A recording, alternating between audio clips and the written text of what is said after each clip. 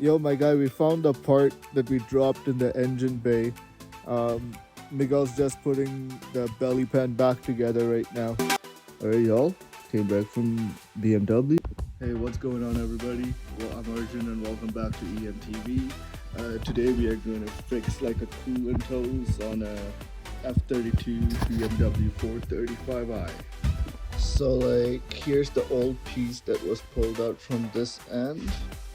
And following here, this is where it broke. Like the hose over here like popped out and it broke the plastic fitting in there. So yeah, and after the hose burst, it like squirted out like coolant like all the way up here. If you can see the dried up stains. So let's get to it. Take a regular old shop towel and clean up all the gunk down here first. So right here we got the brand new piece orientated with the old piece was just taken out of there. Hope everything is clear. For easier access to install, what I did was like I kind of disconnected the airbox like right there.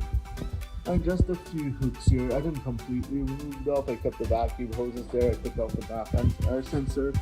And right here I took this off. So it gives me a little bit of wiggle room to play and mold the wire to where it's supposed to go all over the fitting right there.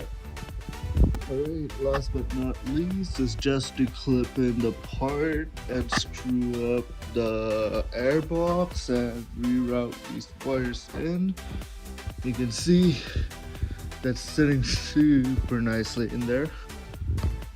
Alright guys, that was it on how to fix the coolant hose, and now I'm about to top up the coolant in my car, take it for a test drive, and I will give you guys a feedback on how this thing performs.